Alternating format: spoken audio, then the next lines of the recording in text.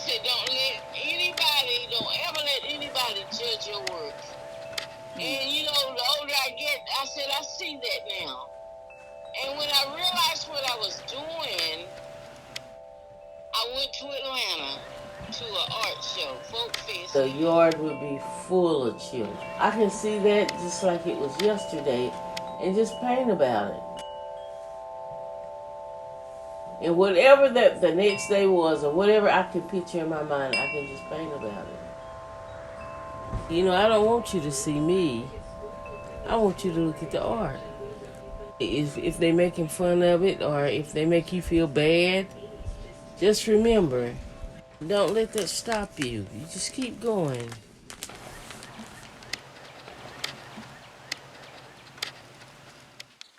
It's looking good. Don't that look good? Mm-hmm. So when did you start making art? I started between in the late 90s, between 97, 98. I always done hair. I'm a hairdresser. And, you know, I said, well, I feel like I'm a success at doing hair. But now I'm on my second marriage and it's not working.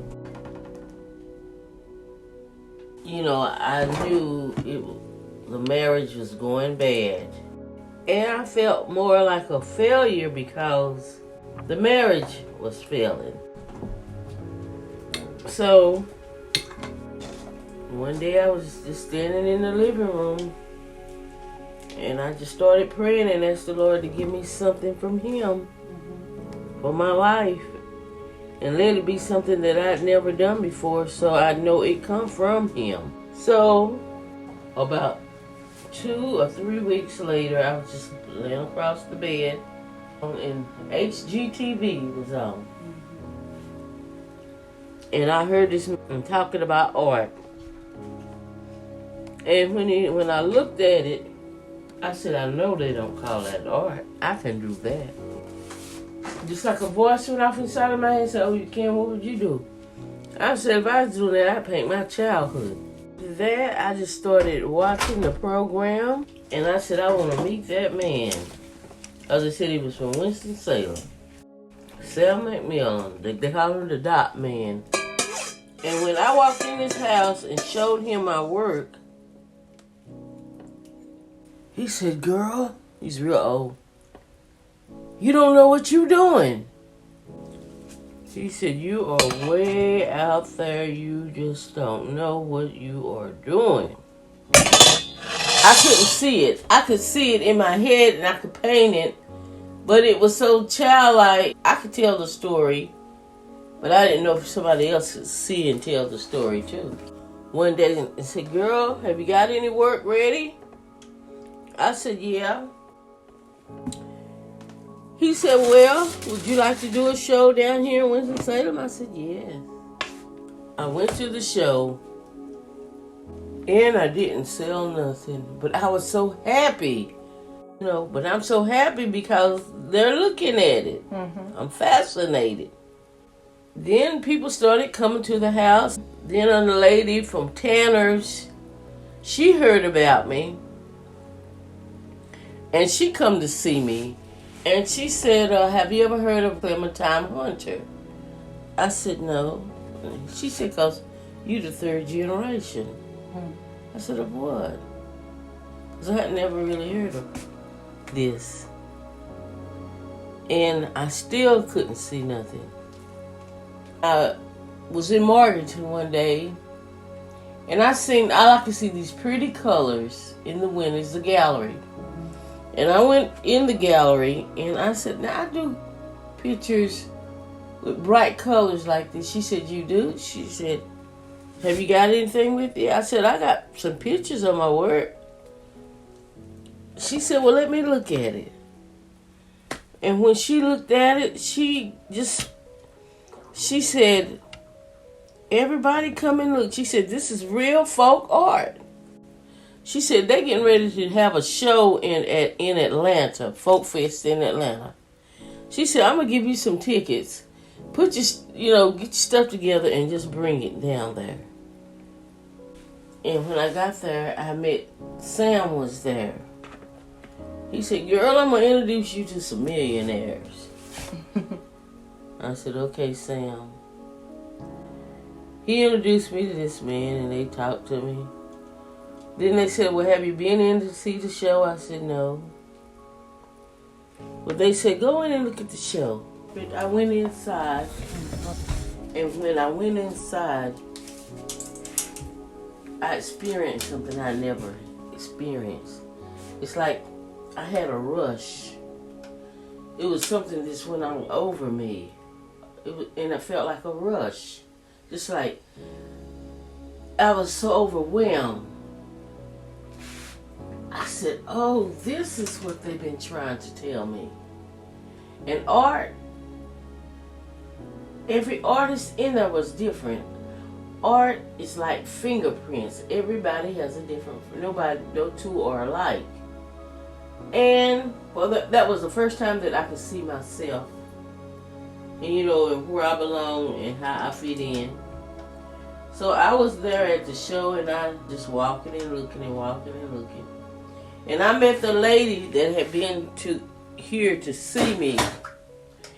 And she said, you need to go from booth to booth till somebody accepts you in their booth to sell your work. And I just started going from booth to booth, telling people who I was, where I was from. So finally I come across a guy, he was from New York. And he had one artist in his booth. And he was just about sold out, and the show hadn't been going that long. We went outside and got all of my work. And the guy, after he seen my work, he's, from New York, he said, let's hang it up. And after he hung it up, people began to crowd around the booth. And when they started crowding around the booth, like somebody would be standing behind another person watching people look at the work, and they'd just reach up and pick it up.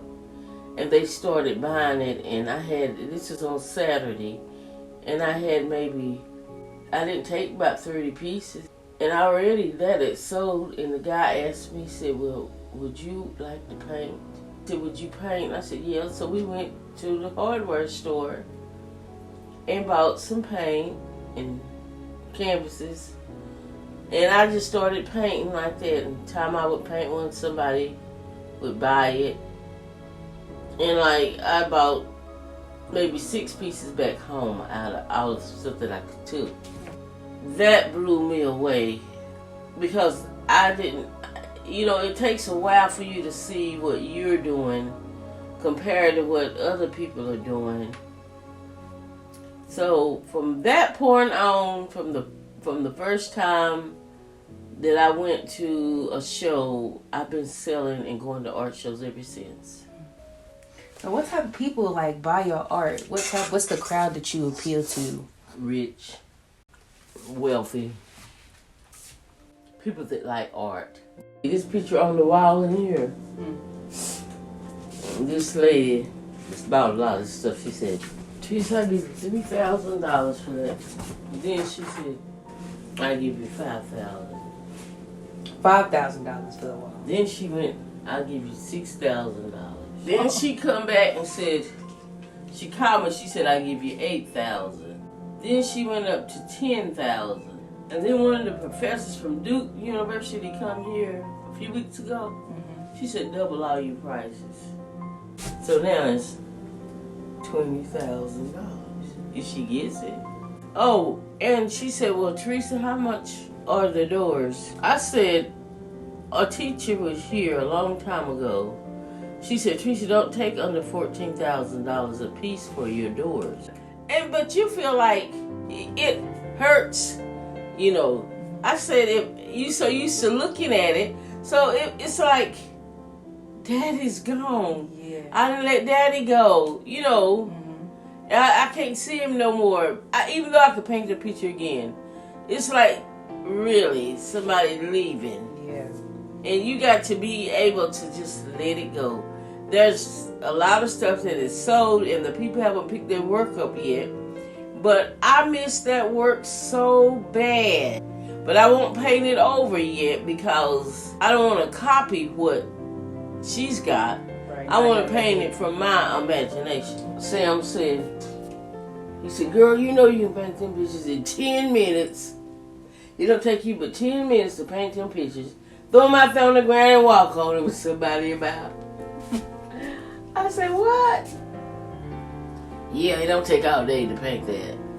But once you paint it, you can stay in it all day. The feeling is so good. The feeling that you get from doing the work is so relaxing and so soothing. It takes you away. And each little piece that you do, or each little part in the picture that you do, it's like, if it's about mama, it's like she's really there. And she says, y'all go to the spring and get me some water. It's like you can see yourself walking to the spring and getting mama buckets of water. And then she'll say, y'all hang the clothes out there. Y'all get these clothes and hang them on the line. You can see yourself and how it was hanging out the clothes. Take all the buttons off of these dresses and rip out the zippers. Yes, ma'am, mama. You can see, you can hear that, you can paint that. And it's like you're really there. It's like you're visiting that moment in time and you appreciate it. You're painting from your heart, your soul. You're putting everything you got into it. And what you might look at and say, look at them poor people and that girl trying to paint them. It's not like that. You're painting about the love. It's about love. You can just feel the love in the pictures. And when you're painting that picture, for me, the kind of art that I do, I can go back to that moment in time and feel the joy that I felt. Whether it could be sad or happy, I have those feelings at that moment when I'm painting that all over again. I've had people, I paint pictures and they come up to me, they'd find me and they'd be crying. And I said, what are they crying for? They said, honey, you captivated that moment.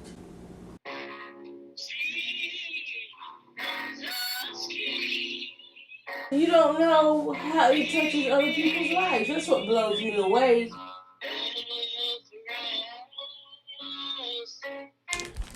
The Lord showed me by pursuing after Him was success in itself. Just pursue Him. So that's what I do. Preach